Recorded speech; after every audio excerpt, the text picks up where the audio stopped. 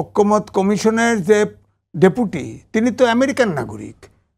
তো আমেরিকান নাগরিক যিনি হন তিনি প্রথমেই বলতে হয় যে আপনার কার স্বার্থ রক্ষা করবেন, ওথ বাউন্ড থাকে, তার আমেরিকার ইন্টারেস্টই রক্ষা করতে হবে।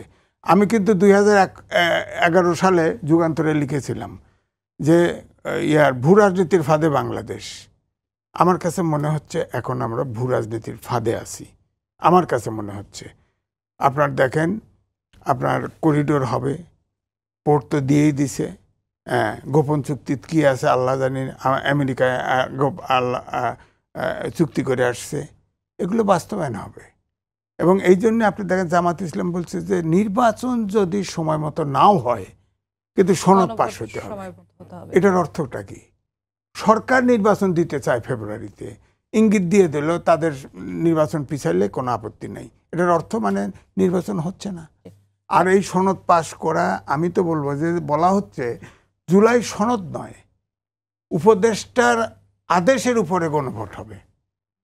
আপনি বলেন সংবিধানের সাথে সাংঘর্ষিক কোনো কিছুতে প্রেসিডেন্ট, প্রধান উপদেষ্টা, প্রধানমন্ত্রী যদি থাকতো কেউ কোনো আদেশ দিতে পারে না, কেউ কোনো অর্ডিন্যান্স জারি করতে পারে না।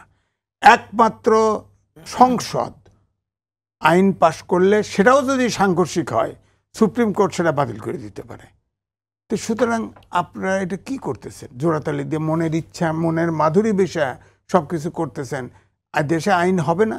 এখন আইন যেমন তেমন করতে পারেন, কিন্তু আইন হবে না। আপনার এই সরকার তো চলছে, আইনও চলছে একই সিস্টেমে, কেস কানেকশন সব কিছু তো ফেসিবাদের মতো করেই চলছে।